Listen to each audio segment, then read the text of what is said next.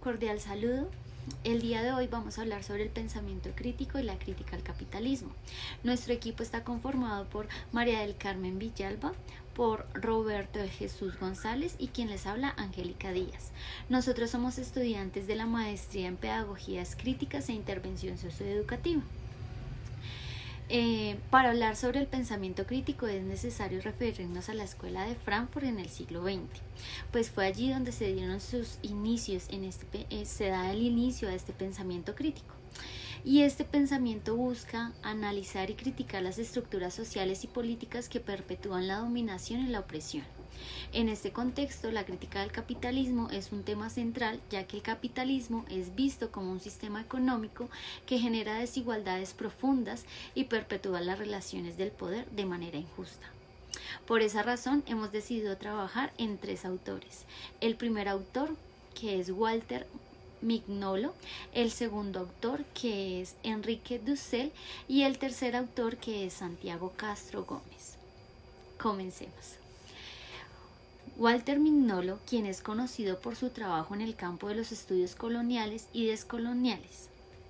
Mignolo critica el capitalismo desde una perspectiva postcolonial, argumentando que el capitalismo globalizado ha surgido a través de los procesos de colonialismo y explotación. Según Mignolo, el capitalismo no explota solamente los recursos naturales y humanos, sino que también impone una lógica de dominación cultural, política y económica, donde las formas de conocimiento y epistemología no occidentales son subordinadas y marginadas. Por otro lado, Enrique Dussel, filósofo latinoamericano, ofrece una crítica al capitalismo desde una perspectiva ética y de liberación. Dussel argumenta que el capitalismo es injusto porque se basa en una explotación de los trabajadores y está en la búsqueda de los beneficios económicos. Además, explota a los seres humanos y le quita su dignidad humana.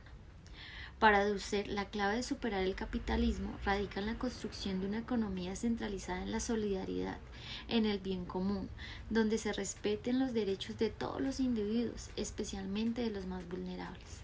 Bueno, continuando con toda esta armonización educativa, el cual integra acciones y experiencias para dinamizar la práctica y los procesos pedagógicos, Santiago Castro Gómez, sociólogo colombiano, aporta una mirada desde los estudios culturales y la teoría postcolonial. Castro Gómez examina cómo el capitalismo no solo explota económicamente a las comunidades marginadas, sino que también impone narrativas culturales hegemónicas que refuerzan la jerarquía de poder existente. En su análisis destaca la importancia de desafiar estas narrativas dominantes y promover una diversidad de voces y perspectivas para construir una sociedad más justa e inclusiva. Ahora bien, ¿cómo lo podemos comparar en Colombia? Al aplicar las ideas de Walter Mignolo, Enrique Dussel y Santiago Castro Gómez sobre la crítica del capitalismo a la práctica educativa en Colombia, es crucial reflexionar sobre las diferencias entre la educación privada y la educación pública en el contexto de un sistema educativo o económico capitalista. Desde la perspectiva de estos autores, la educación privada tiende a reproducir y perpetuar las desigualdades sociales existentes, ya que está principalmente orientada a servir las élites económicas y sociales. Las instituciones educativas privadas a menudo priorizan el lucro sobre la calidad educativa y pueden contribuir a la fragmentación social al marginar a aquellos que no pueden pagar sus altas tarifas. Por otro lado, la educación pública, en teoría, debería ser un espacio más inclusivo y equitativo, donde todos los individuos tengan acceso a una educación con calidad independientemente al origen socioeconómico. Sin embargo, en la práctica, la educación pública en Colombia enfrenta numerosos desafíos, incluida la falta de financiamiento adecuado, la infraestructura deficiente y la brecha en la calidad educativa entre las zonas urbanas y rurales.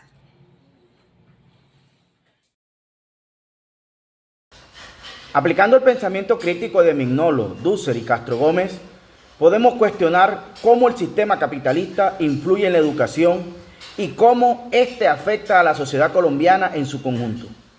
Lo primero que tenemos que decir es que la educación, en lugar de ser un motor de movilidad social y de emancipación, puede convertirse en un mecanismo de reproducción de desigualdades si no se abordan las estructuras del poder y las injusticias inherentes o que hacen parte del sistema capitalista.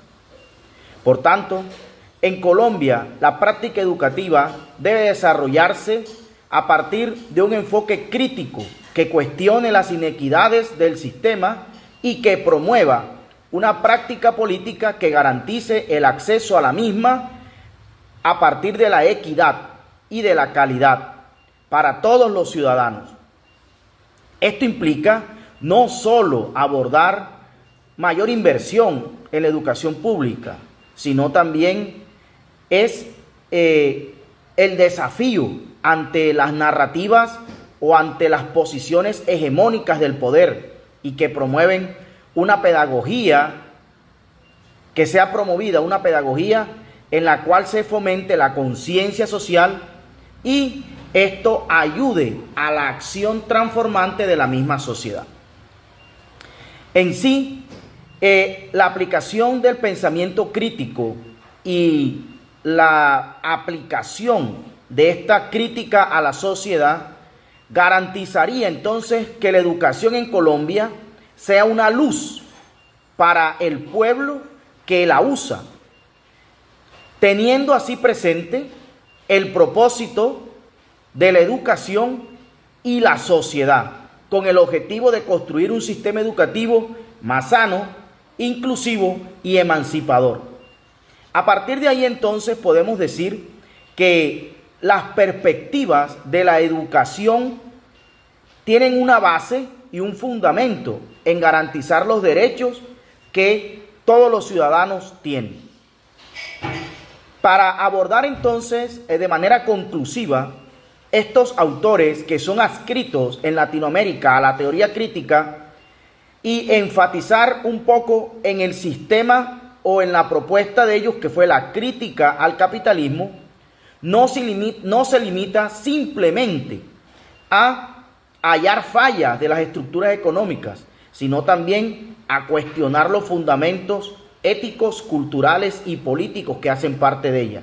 Como fin, se busca promover una transformación radical de las estructuras sociales y económicas para crear una Latinoamérica más equitativa y más humana. Hasta aquí dejamos nuestra reflexión acerca de la crítica al capitalismo que ha afectado a Latinoamérica y de la cual nosotros también hoy somos parte.